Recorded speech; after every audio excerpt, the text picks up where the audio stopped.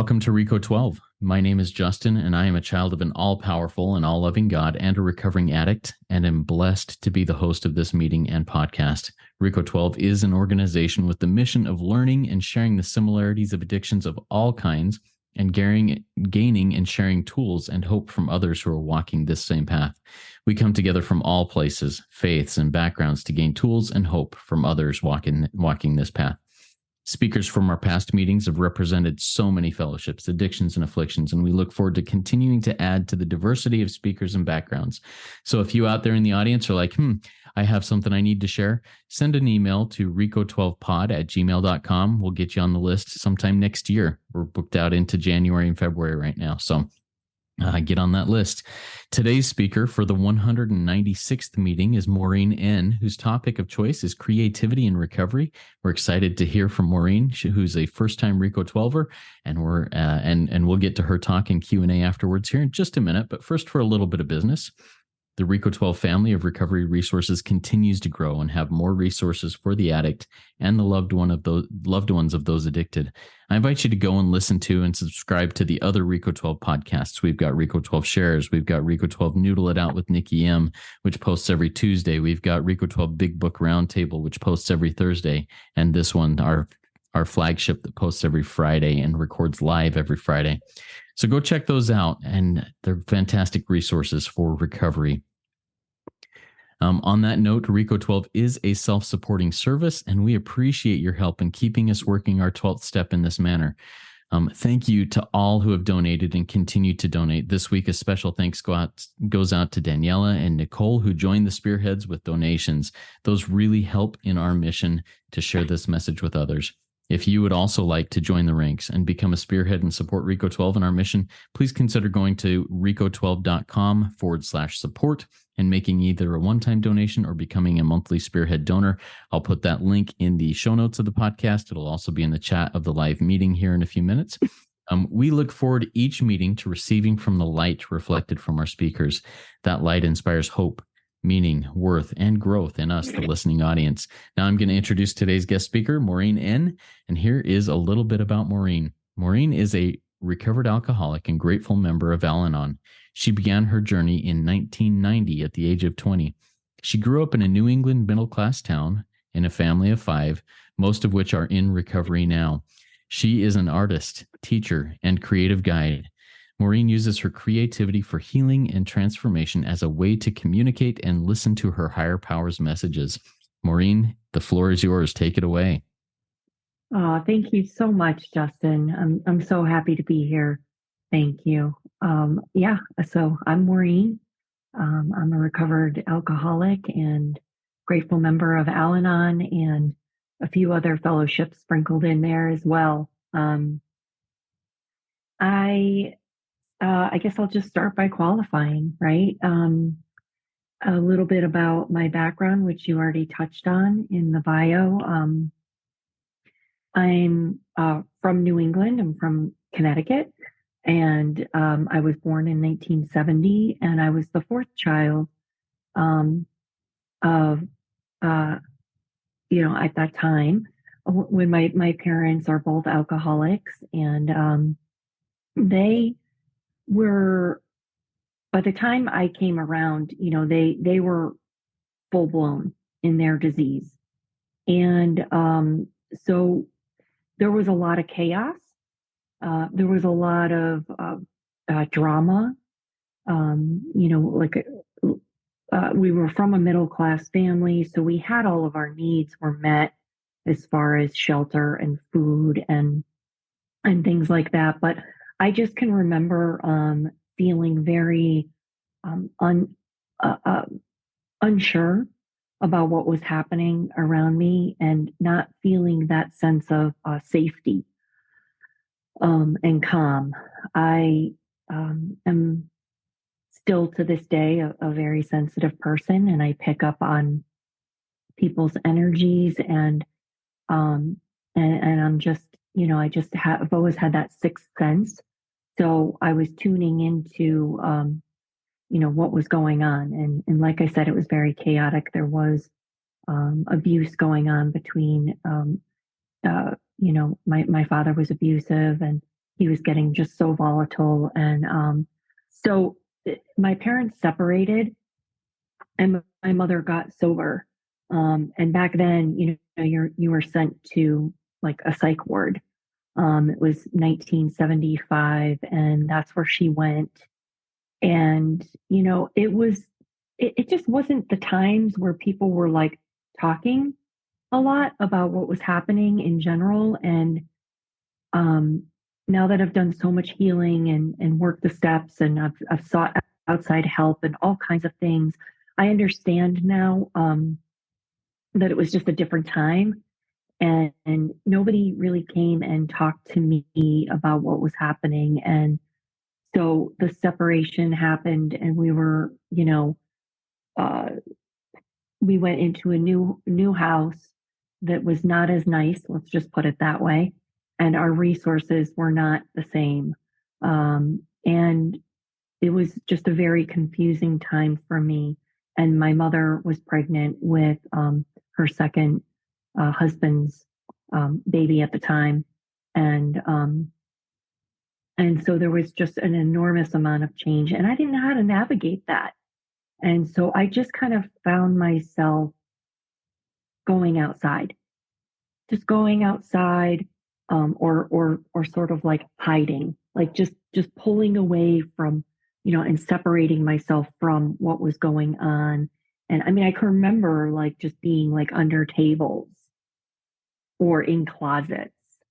This is kind of just what I did. And um, to cope with what was going on. I still to this day, I don't, who likes to hear arguments and loud noises, but it's just something that really, really affects me. And it did at that time. So a lot of things that happened then set the stage. And that's why I touch on it. Right.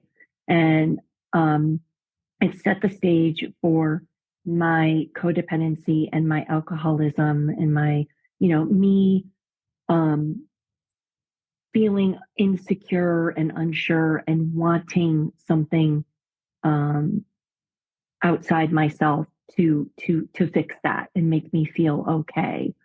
Um, Even though I did love nature and I began to connect with the outside world and collect things. And I started to feel a real connection to spirit.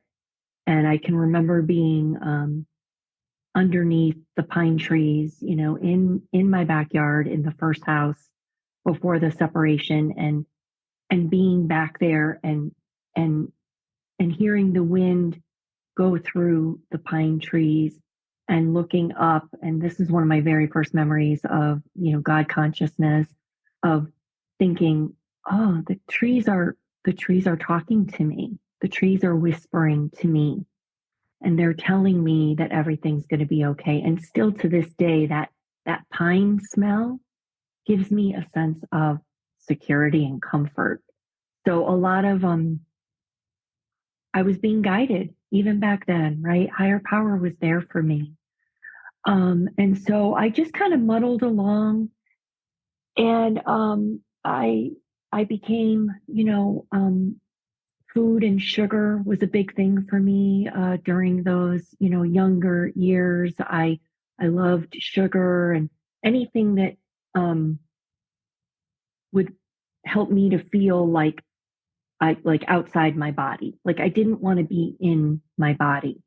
I didn't. I just wanted escape. Um, my father was gone. There was this new man in my house who I didn't particularly feel safe around. Um, and my mother was just busy. My mother was busy with a brand new baby, and I just kind of was left to just kind of figure things out on my own. And, I think a lot of us have that as recovering addicts and alcoholics. Our MO is to go it alone and to figure it out by ourselves, and that's kind of what I did. And I had some really good friends at that time, and I just latched onto them And I was over at their houses a lot, eating dinners with them, and their fathers were driving us places. And, so for a while, it was just kind of like, it was okay. Until I hit eighth grade and I started to, smoke pot and I started to drink more heavily. I mean, my first drink was at the age of 9. And I can remember drinking it down really fast, being told not to, and drinking it down really fast and feeling that burn of the alcohol on my throat. And it was vodka, and I liked it.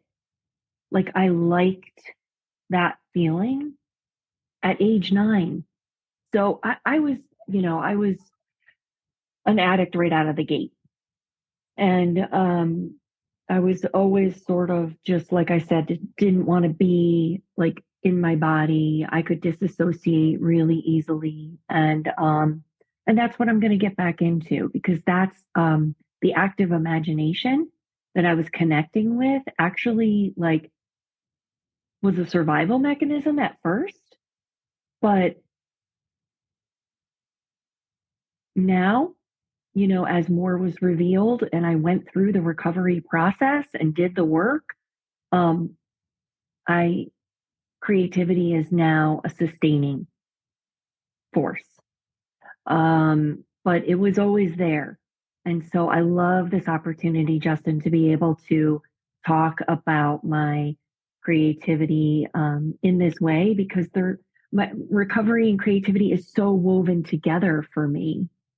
It's like, and usually I have to kind of separate it because people would be like, what are you talking about? But really, some other examples are in sixth and seventh grade, I started to really get into drawing and painting and expressing myself.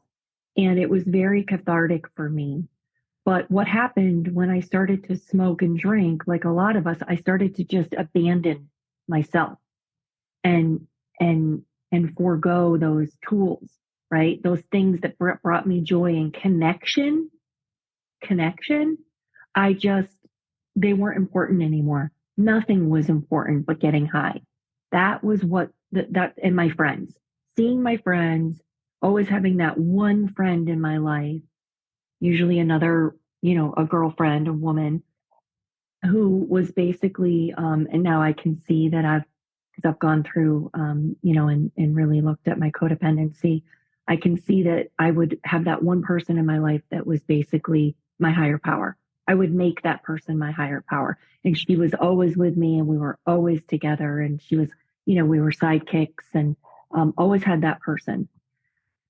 And so, anyway, my disease progressed like it does.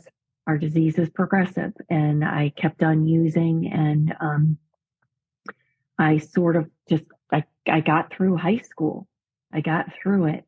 And I wasn't doing anything with my art. And I can remember there was an art teacher at my high school who I had in middle school as well. And I remember him like freaking out on me.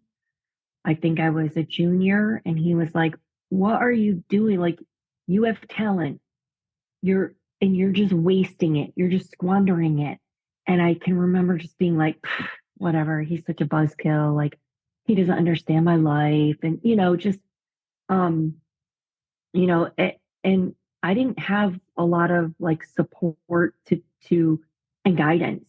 You know, and I was just lost. I was lost in a sea of that cycle, the cycle that we talk about in the big book. I was just in this cycle of addiction, and I couldn't see my way out, and I couldn't see the changes that were happening to me as a result of my choices. Right? Like I didn't feel like I could even make a choice. Like the drugs and alcohol were just making all my choices, where I was going, what I was doing, what classes I was taking or not taking, if I was going to school or not. I mean, so it was messy, and I was definitely depressed. I definitely had depression. Um, and again, those weren't the days where, people really talked about that stuff or, I did have a guidance counselor that brought me in and was like, "Hey, if you ever need help or, I'm here," and kind of thing. And I was just like, "What is this guy talking? Like, why is he, it's just, I was in a lot of denial too. And I knew that this was a family disease. I grew up with siblings that were using as well. Even though my mother was sober, you know, and she stayed sober. She didn't necessarily, you know, yeah. So it was just what I was going to do, and it's what I thought I had to do. Again, back to choices. I didn't feel like I had a choice. Like this is what I was, who I was. And this is what I was going to do. And so, at that point, I things were just getting, I started to use other substances, a lot of different things, anything I could get my hands on. I really was, a junkie. Anything mind or mood altering, I would take it. And, like I could have died so many times, like mixing, pills that I didn't even know what they were sometimes. We'd be at somebody's house, right? And it would like, we'd go through their like bathroom uh, cabinet, medicine cabinet, and I was using Coke, and then, you know, I think that that's what really brought me to my bottom. So is using those other drugs that were just so powerful, and it just took over. It just completely took over my life. My life was completely unmanageable. I managed to graduate high school, but I didn't have a direction. Everybody was, a lot of people were going off to different colleges or starting vocation schools or whatever. And I just was so lost, so lost. And I just felt like ashamed about it. I was starting to feel really shameful about what I was doing and not doing. And, which of course just made me want to use more. So, um, thank God I did hit a bottom, and it was about 6 weeks of just hell. Basically, I remember just being in a house, wanting to just be in a dark room, and using with this friend of mine, and that's all we were doing and focusing on. And I just got so tired. And I remember her, bringing me, going back to my mother's house and sort of crawling back in the door and just crashing and not knowing what the heck I was going to do. And she said, if you want to stay here, you have to go to meetings. You have to attend a 12-step fellowship. And, it was one of the spiritual awakenings I had because I knew that uh, I remember getting up and going to the bathroom, and it was like the first time I'd actually looked at myself in the mirror, and I saw like my reflection looking back at me, and it just sort of like it cracked the facade. Somewhere there was like a crack in there, and I could see um, how much trouble I was in, like, and it's like my intuition told me that if you keep doing this, you're gonna die, and like soon. Like this was like I just it was one of those nuggets. It was divine providence, like it talks about in our big book. It did not come from me, right? The sick mind, the broken mind cannot come up with the solution. This was from somewhere else. And it told me like it's time. And I could almost see another life. Like, what would happen if I left my mother's house? I knew what was going to happen. I was probably going to end up on the streets of Hartford and doing whatever, right, I needed to do. I mean, that was probably going to be my reality. And so it woke me up enough where I went to some meetings and I walked to meetings and I sat in the back. I definitely just didn't want to be. I was going to go and say I went. And my story is definitely that I didn't get AA. AA got me. Program got me. I just showed up, right? I showed up. I brought the mind. I brought the body, sorry, and the mind followed. There was, um, I I actually went out and thought I could go meet up with the same people and not do what I was doing. And I mean, I knew I was powerless. I knew I didn't have the choice, but I would fool myself. I would trick myself, right? That we have that strange mental blind spot. So I was still going to do the same thing and I was going to expect a different result. So I would go meet up with my friends. Of course, I would end up drunk and then wanting to get high, right? That was the pattern. So I struggled for about 2 weeks going to meetings and continuing to use. And I can remember my mother saying, one night I came home and I was like incoherent, like I could hear her, but I couldn't speak. I don't know if that's ever happened to you. Like I couldn't speak. And she said, if you don't drink, you won't get drunk. And to this day, that was a light bulb moment for me. Like this is what I mean, this is the kind of information I needed. And this came from someone who was recovered, right? She had found a path of sobriety. So it was powerful. But of course, it was my mother, and I didn't want to listen to her because I was stubborn and full of self will. But I ended up, like I said, continuing to go to meetings and hearing the message of a lot of old timers. The meetings there were mostly yeah, like older gentlemen who had gone through like wars and stayed sober and like just their stories were incredible. But I wasn't really, I wanted to be around people my age. I was 20 years old.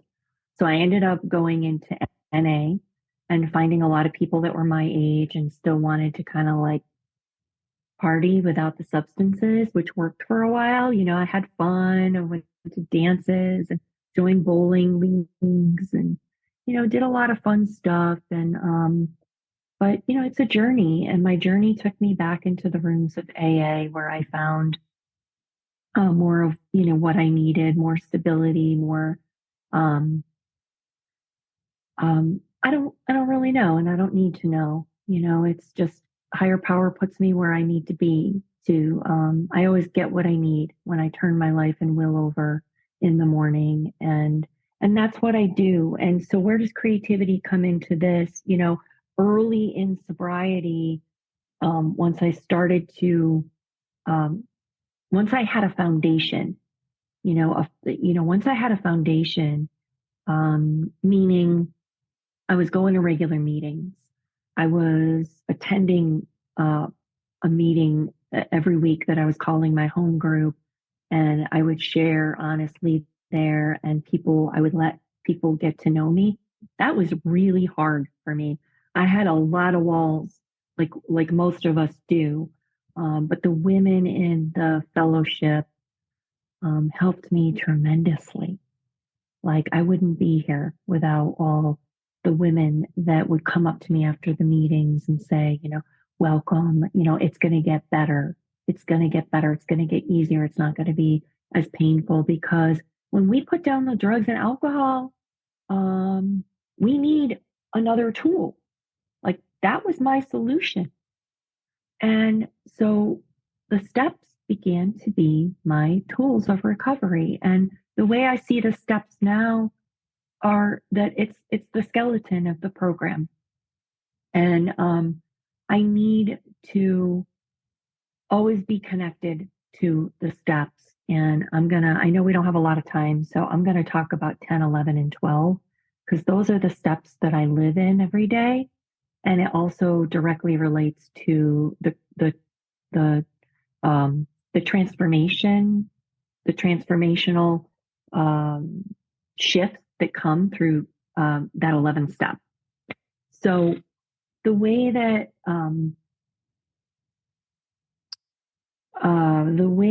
I work 10, 11, and 12 is that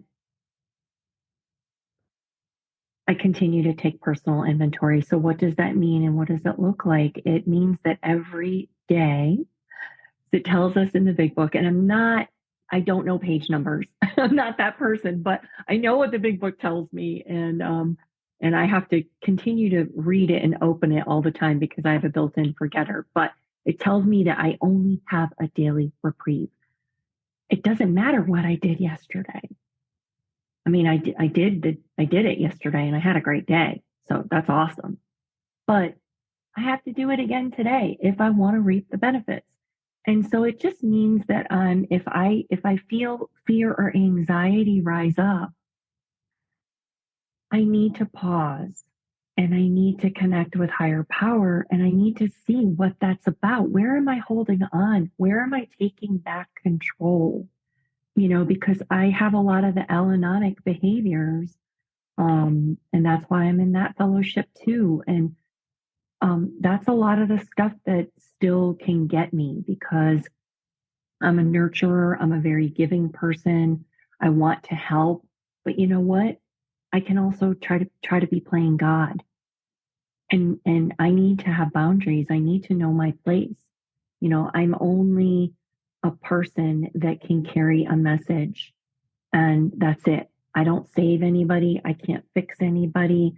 And so even though I know these things intellectually, I have to practice them. This program is a program of action. Otherwise, we would just read the big book and we'd be done. And we'd maybe read the cliff notes here and there, but like we wouldn't have to, open it continually. And so that's what I do. And I have an app. I love the app. It's easy for me. I go in there. I see fear. I click it. What's the fear coming up? I name it. I try to pinpoint it. I look and see, where am I being selfish? Where am I still wanting my own way? Where am I being dishonest? Right? Where am I trying to play God and be more powerful than I am? That's a form of dishonesty. Where am I still wanting my way? Or where am I? My thing is like, I still want people to be who I want them to be. Like, how selfish? So that stuff is going to continue to come up because there's no cure for this disease, right? So I have to continue to work that. Now, step 11 is where I would love to talk for another 25 minutes.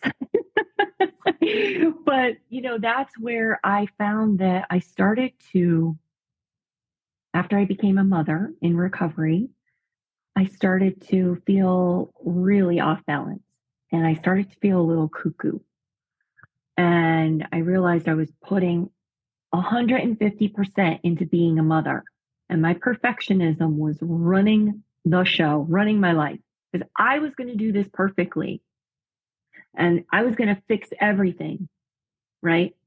I was going to fix the wound that was still in me, right? I had done 2 rounds of a 4-step. I had done columns. I had done worksheets. I had done some therapy, but recovery is a journey.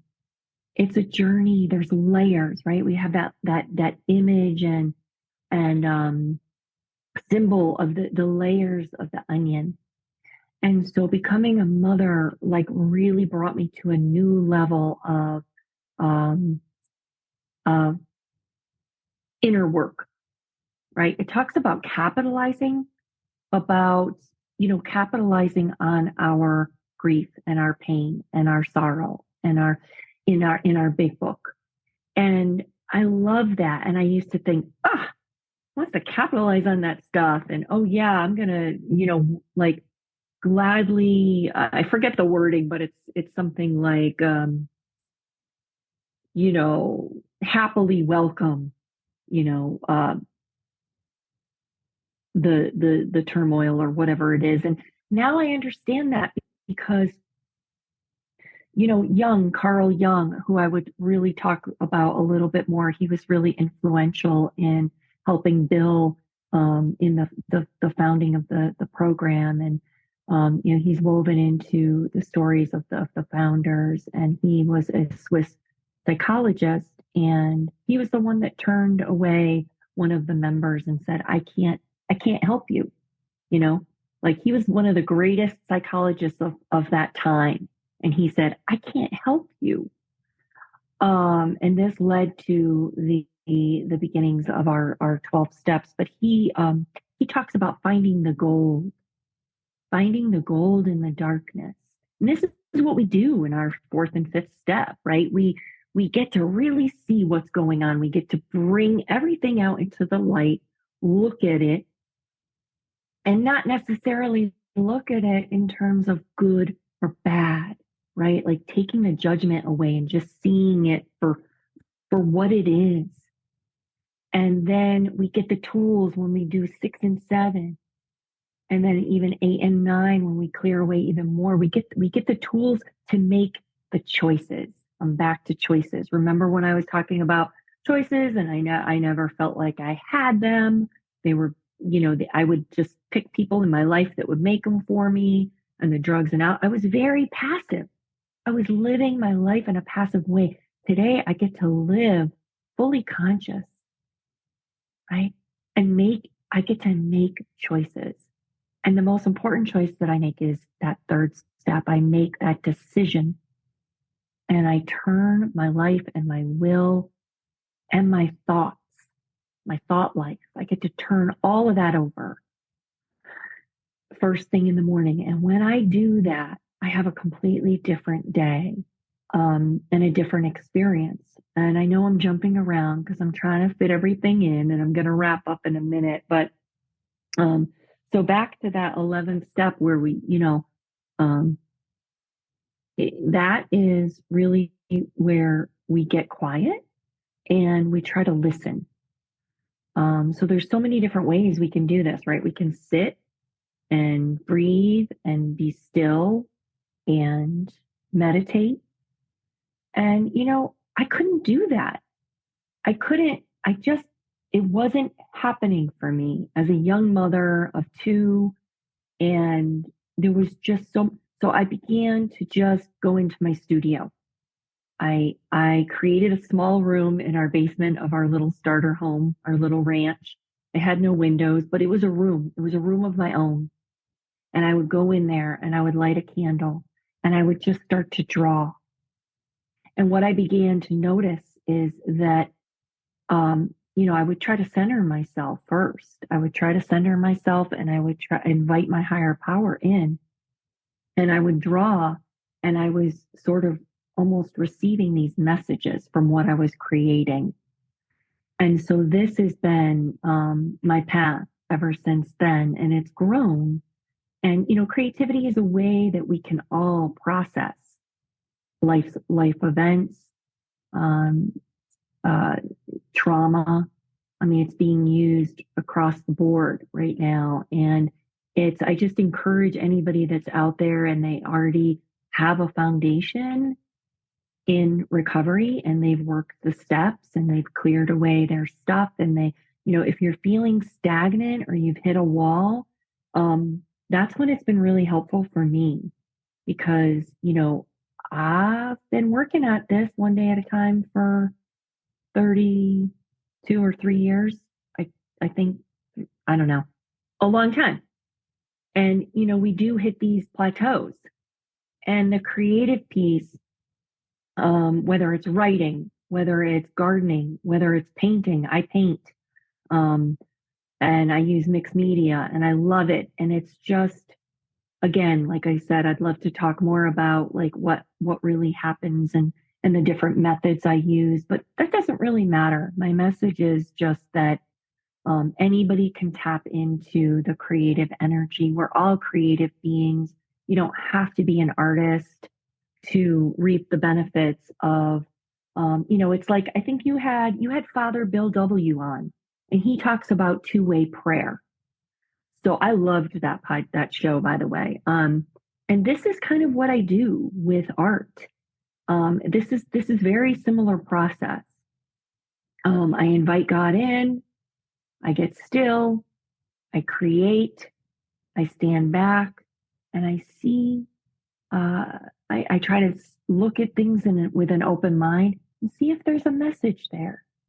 And maybe there is no message. Maybe it was just to play and have fun for 20 minutes and relax, you know? So,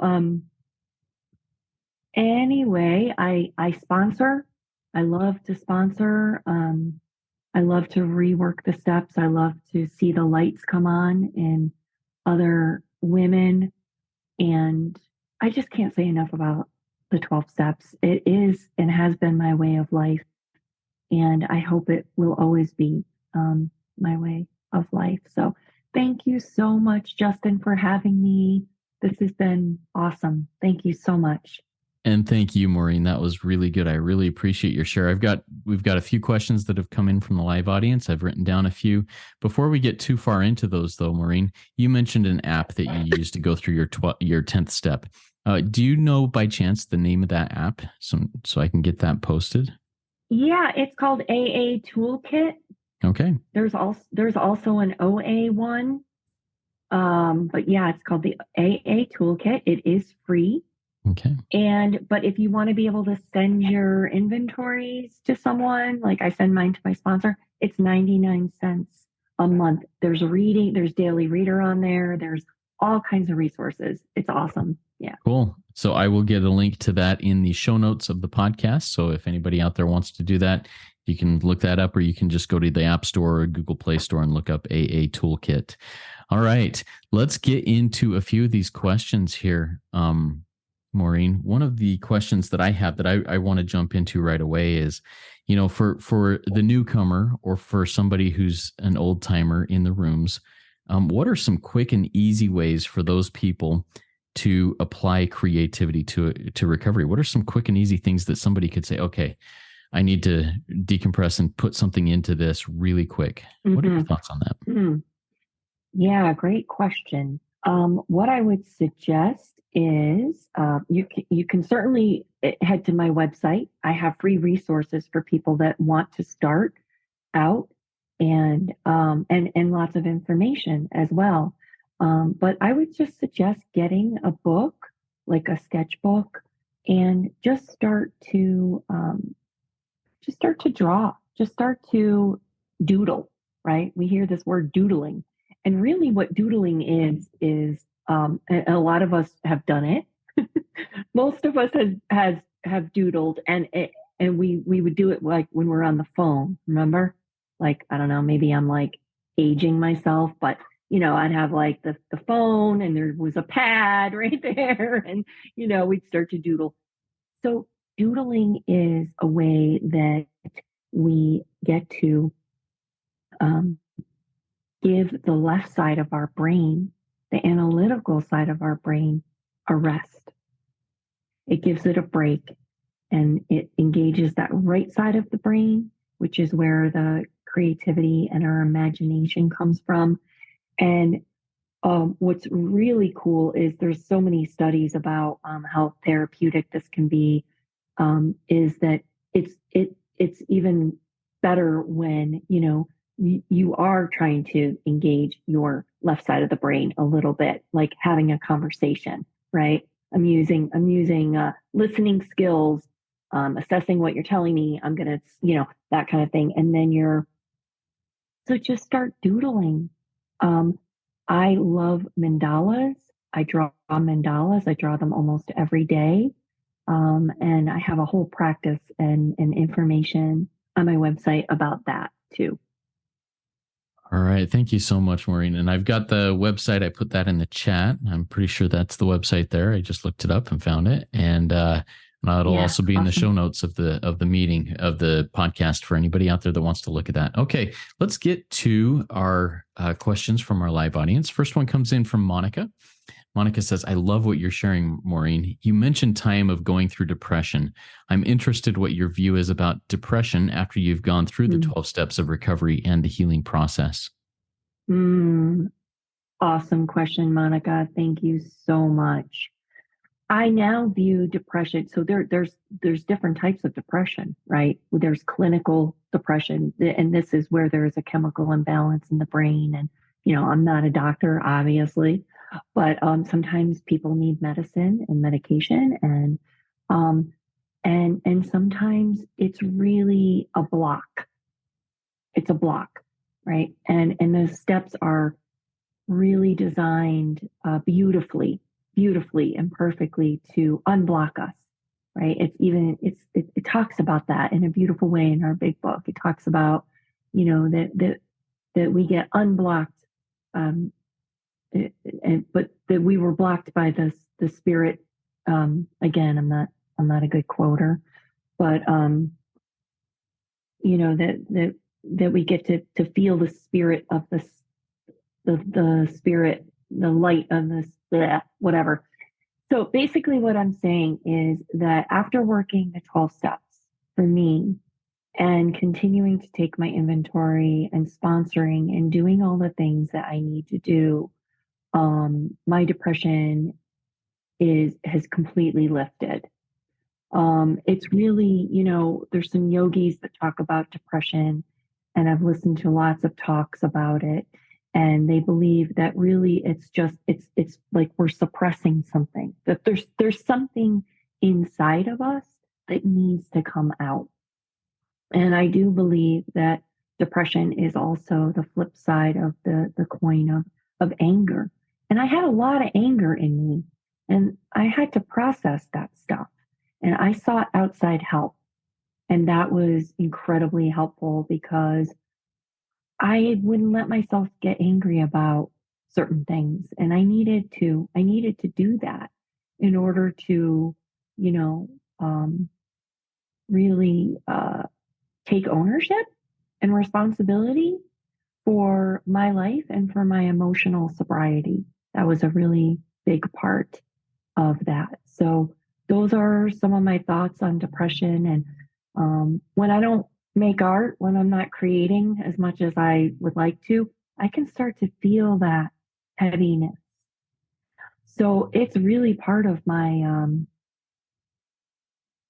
this way of life for me is to create and to express myself. So thanks for being here. Yeah, and thank you for sharing how you get unblocked from the sunlight of the spirit. I'll throw that in there. Thank you. You got it. Yeah, I run into those blocks all the time too. I know it says this, and I can probably go find it really quick, but it's not there right now. Thank you.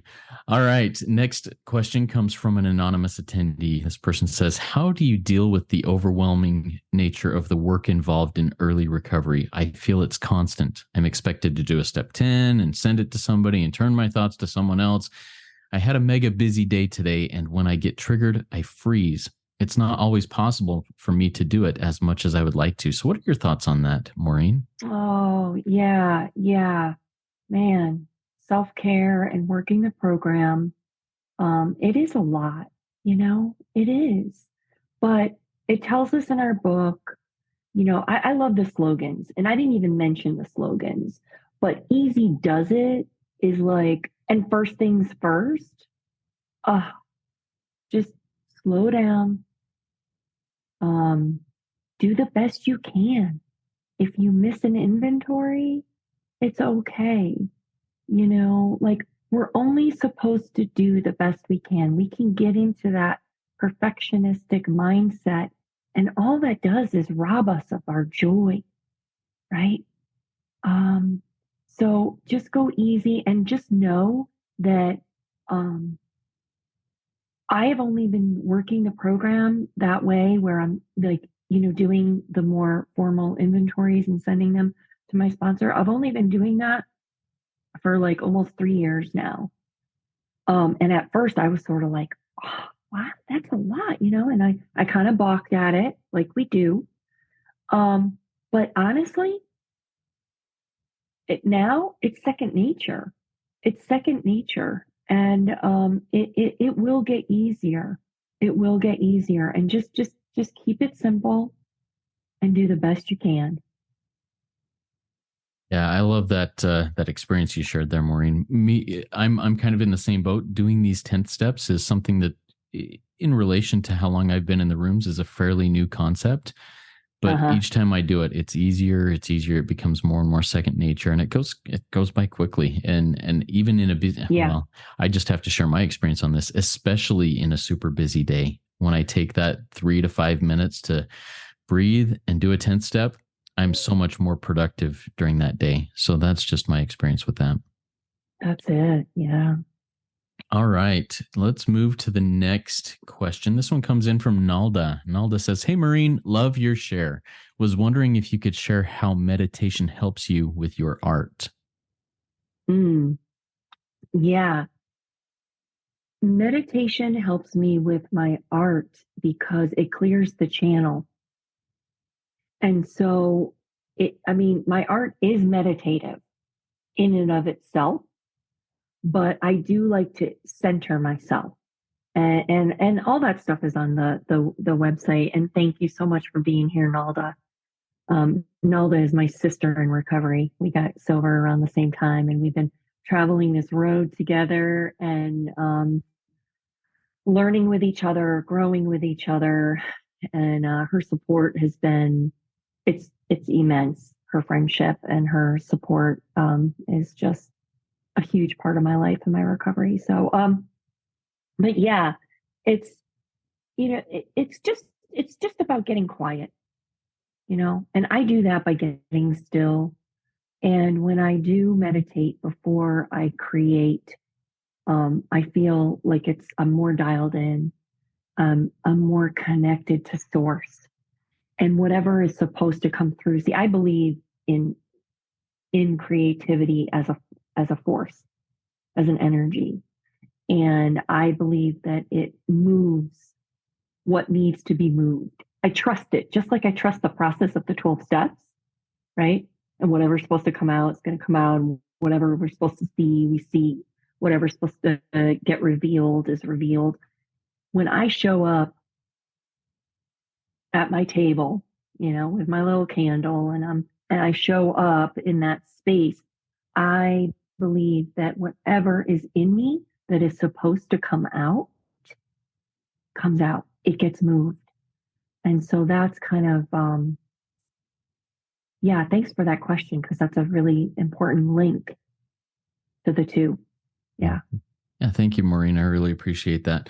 I want to go back to something you shared that really hit me in your share. You said that you uh, came home after a bender of your rock bottom, and you looked in the mirror and you saw kind of a crack in the self, and saw where things were going to go.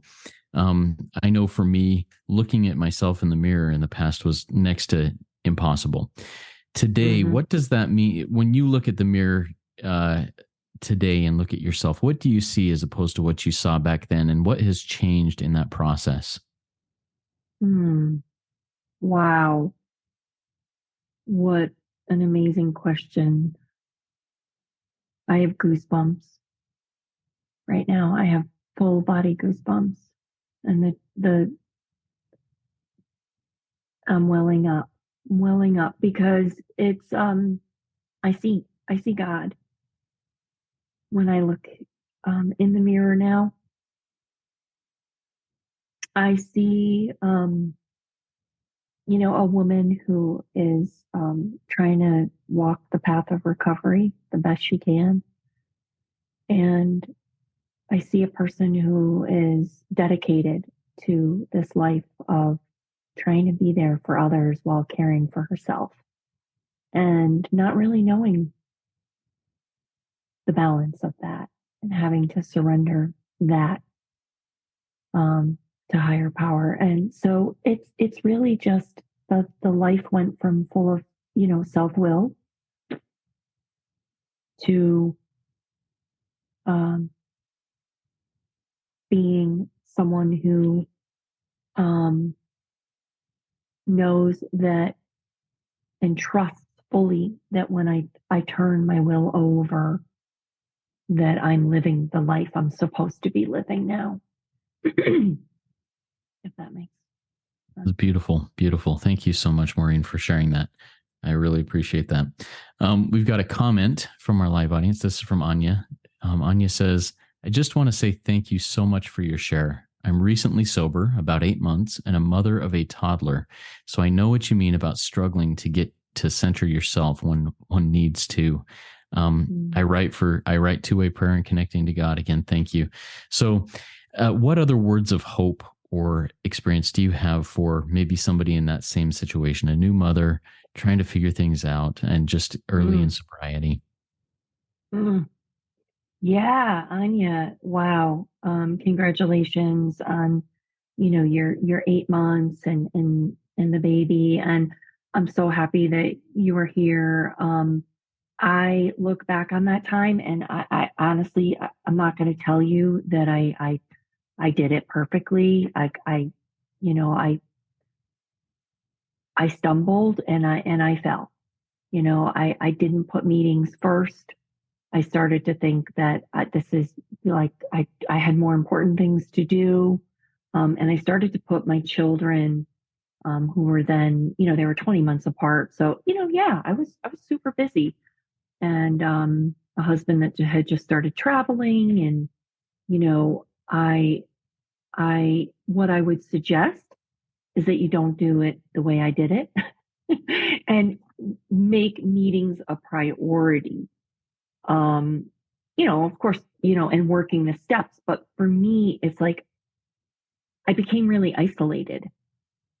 I was talking to people on the phone, but and we had just moved and I didn't establish myself with the meetings as soon as I could have. I'm not going to say should, but as soon as I could have.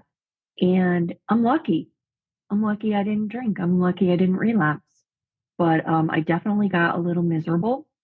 And people noticed that, and I thought, oh, I'm in trouble, and I started going back to meetings. So just don't try to be superwoman.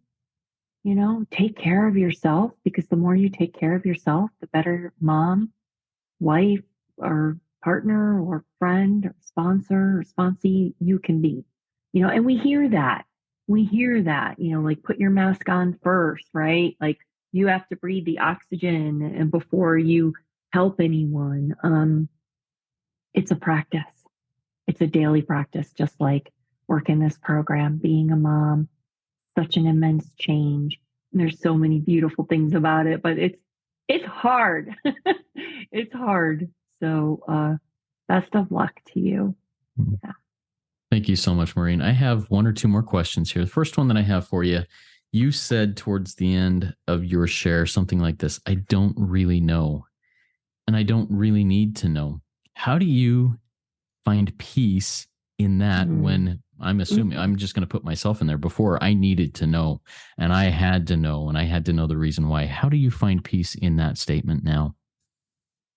Yeah. I mean, I'm not gonna like pretend like I'm always like that. I can still like rack my brain about like, oh, where are we gonna move, and what should we do with our lives now, and what's my life and I can get into like all of that. But basically creativity has taught me that there is magic in the unknown, right? And I have come to love that through my creative practices. It really has validated for me that it's more fun when I don't know where something is going.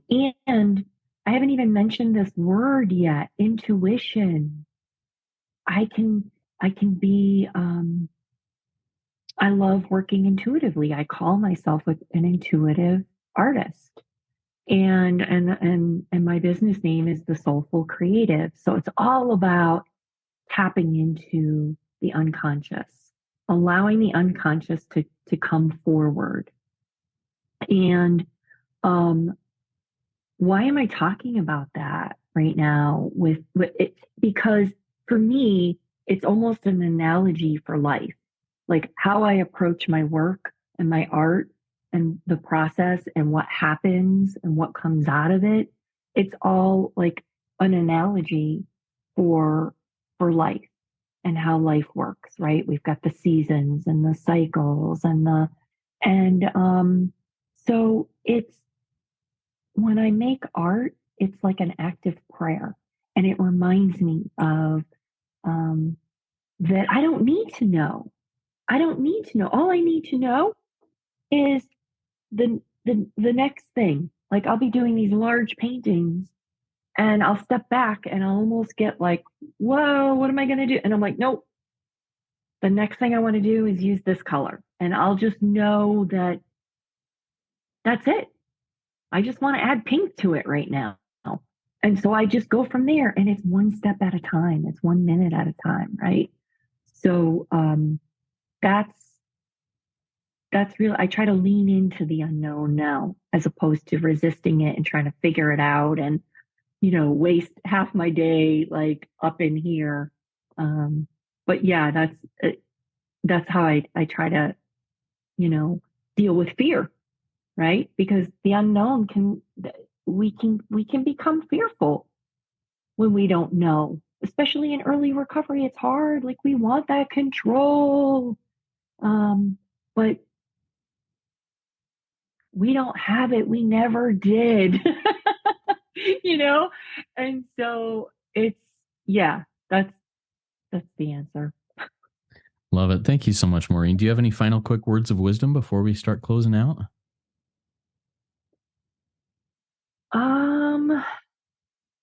Just be who you came here to be.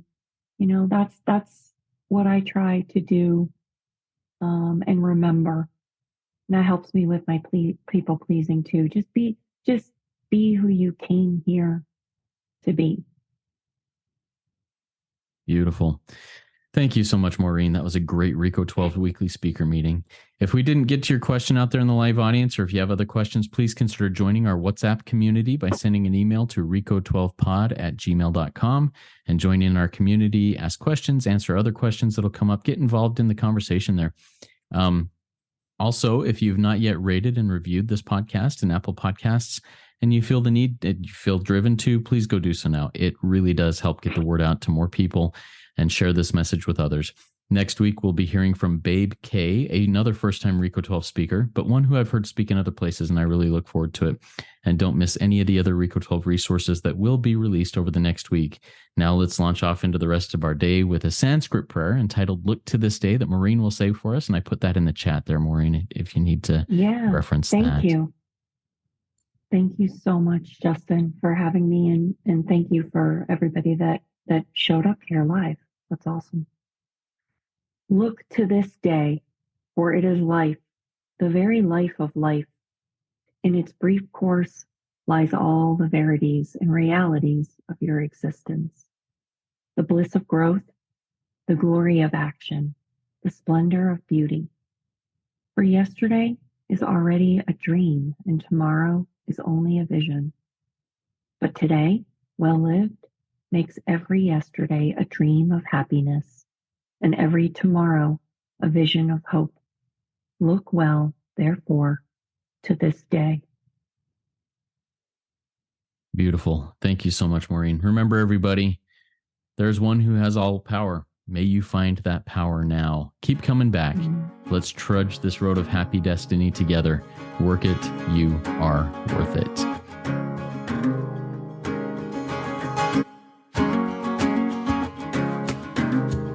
I've seen stars fall from above. I've fallen in and out of love. I've been high and I've been low. Now I know I just can't do this on my own. I've seen a boy become a man. He got lost without a plan. He's so far away from home. Now I know I just can't do this on my own. Your arms surrounding me. Your touch is grounding me. No longer searching for purpose all alone. 'Cause now I know that I just can't do this on my own.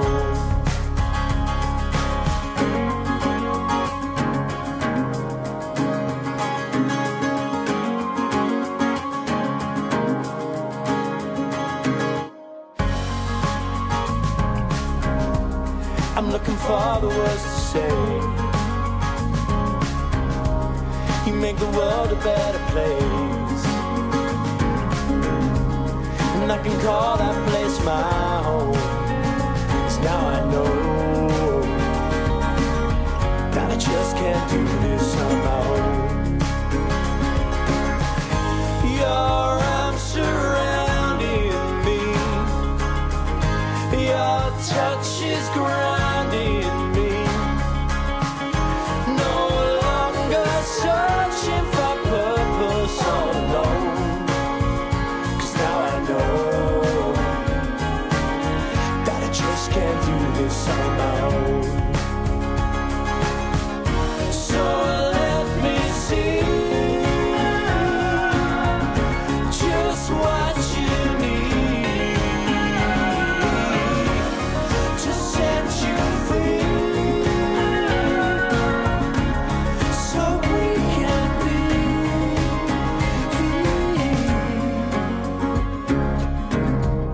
I saw stars fall from above. I fell in and out of love. I got high and I fell low. But now I know that I just can't do this on my own. No, I just can't do this on my own. I just can't do this on my own.